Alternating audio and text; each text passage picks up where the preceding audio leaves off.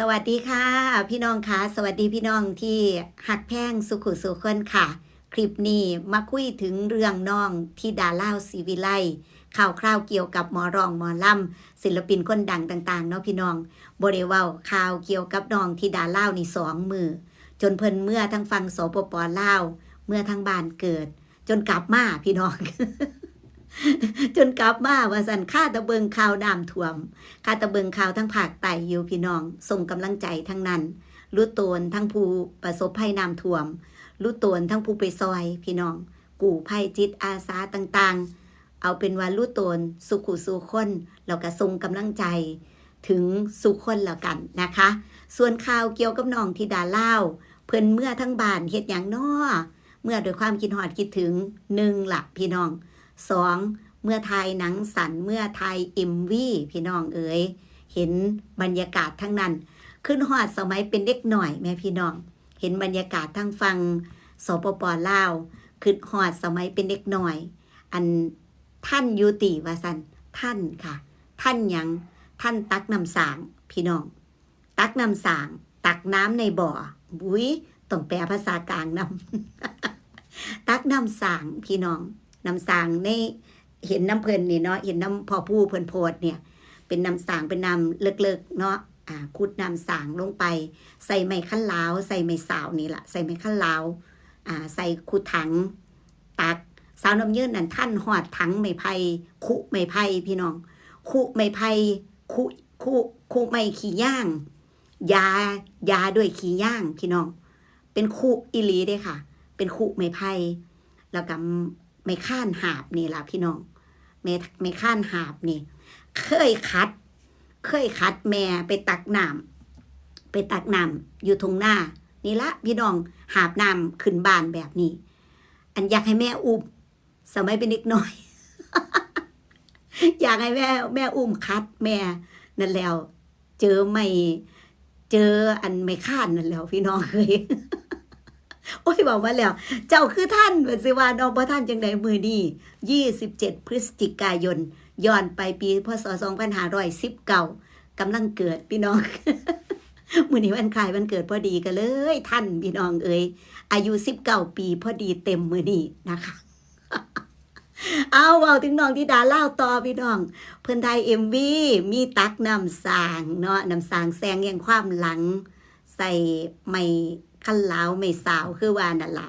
ตักใส่ถังหาบน้ำขึ้นเฮือนพี่น้องบัดตานี้เห็นน้องไอ้หาบน้ำขึ้นเฮือนเป็นหยังคือหาบน้ำขึ้นเฮือนว่าซั่นเฮือนสมัยตะกี้ส่วนหลายสิมีอูมีโอ่งมีอูน้ำมีแองน้ำจักสิเอิ้นหยังแน่พี่น้องแล้วแต่พื้นที่เนาะมีโอ่งอยู่เทิงเฮือนมีนอกซ่านเพิ่นผู้เฒ่าผู้แก่ต้องให้ตักน้ำไปใส่อูตักน้ำไปใส่โอ่งไว้กินไว้ใส่ไว้อาบเพื่อสันทอพี่น้องเลยต้องหาบน้ำขึ้นทั้งเฮือนประมาณนั้นเฮือนกับเฮือนใหม่แบบนี้แนบโดยฟ้าลังเทือแนบโดยฟ้าใบตองแต่ว่าในเถียนน้ำเพลินนี่เป็นฟ้าไม้ไผ่เนาะพี่น้องเนาะสารไม้ไผ่เป็นฟ้าเฮือนว่าสันทอหาบน้ำขึ้นเฮือนมีโอ่งมีอูแองน้ำอยู่ทึงเฮือนประมาณนั้นนะคะเอาไปไว้กินไว้ใส่พี่น้องหาบน้ำตะเวียงตะเว้นอาบน้ำตะเวียงตะเว้นนั่นคือผู้เฒ่าผู้แก่เพิ่นวาดเนาะนั่นละบรรยากาศย้อนไปคือทั้งเห็นเพิ่นทั้งสปปลาวมีหยังอีกที่เห็นเพิ่นเข้าฉากไทยหนังสั่นนี่ตำเข่าพี่น้องตำเข่าตำมือพี่น้องใส่ไม้ใส่สากเนาะเฮาเอิ้นสากใหญ่ๆตำโคกไม้โคกมือคือเอาข้าวเปลือกใส่ลงไปตำโดยมือพี่น้องพอตำแล้วต้องเฮ็ดจังใดฟัดเข่าพี่น้องเอาเข่าที่ตำแล้วมาใส่กระดงฟัดแม่นบ่คะฟัดเข่าเอาแกบเอาเข่าปลายออกจังซี่เอาขี้ฝุ่นเอาหยังออกให้เหลือแต่เข่างามๆไว้ถ้าหุงไว้ถ้านึ่งเด็กน้อยเป็นจังไดพี่น้องปะตานีไผสิเคยฟัดเข่าว่าซั่นเนาะน้องธิดาล่าฟัดเข่าเอาก้นขึ้นก้อนพี่น้องเด็กหน่อยพอเบิ่งน้ำเด็กหน่อยแล้วก็อยากหัวพี่น้องพากันหัดฟัดเข่าซะแล้วดีตัวบ่เฮียถิ่มเบิด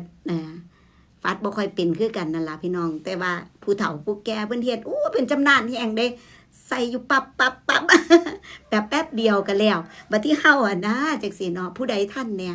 ผู้ใดเคยฟัดเข่าเนี่ยพี่น้องเบาสู่ฟังในเด้อค่ะแต่เห็นบรรยากาศแบบนี้ก็แบบคิดเห็นบรรยากาศตอนสมัยเป็นเด็กหน่อยคือว่าเนาะตำเข่าฟัดเข่าคัดเอาเข่างามๆไว้ทางหุงไว้ทางหนึ่งเอาแกบออกเพราะว่าตำข้าวเปลือกเด้พี่น้องแม่นบ่ก็ต้องเอาแกบออกเอาข้าวปลายออกประมาณนั้นนะคะเอาข้าวหักออกเนาะประมาณนั้นเห็นแล้วก็แบบถ้าเบิ่งในหนังเพิ่นในหนังสั่นเพิ่นแล้วก็มีถ่าย MV เห็นเป็นสาวกาฬสินธุ์สิ้นหวังประมาณนี้นะคะเพลงที่เพิ่นถ่าย MV ก็คือบทเพลงรำลึกเนาะรำลึกถึงแม่ฮันนี่ศรีอีสาน6บทเพลงแม่นบ่พี่น้อง6บทเพลงนะคะที่น้องธิดาเล่าเห็นเข้าห้องอัดเข้าห้องอัดกันอยู่แล้วก็มีไปถ่าย MV นำสลับกันไปประมาณนั้นนะคะพี่น้องจนกว่าจะพุ่นละมื้อใดเพิ่นปล่อยพุ่นละเฮาก็จะได้เห็นบรรยากาศเนาะทางฝั่งสปป.ลาวที่ย้อนไปในอดีตที่หลายๆคนอาจสิทันหลายๆคนบ่เคยสัมผัสบรรยากาศแบบนั้นก็สิได้ฮู้ได้เห็นบรรยากาศสมัยตะกี้สมัยแต่ก่อนหรือว่าวิถีชีวิตของพี่น้องเฮาทางฝั่งสปป.ลาวเพิ่นใส่ชีวิตแบบนี้ตัวนี่ยังมีการตักน้ำสางใส่กันอยู่ยังมีการหาบน้ำขึ้นไปไว้ใส่ทั้งเฮือนไปไว้ใส่ไว้กินคือว่าเนาะเห็นบรรยากาศทงไฮทงหน้าที่เป็นบรรยากาศบ้านๆเฮาอีหลีพี่น้องเป็นบรรยากาศย้อนไปสู่ชีวิตที่เรียบง่ายว่าสันทอเนาะบรรยากาศทางฝั่งสปป.ลาวผู้ลางคนอาจสิบ่ทัน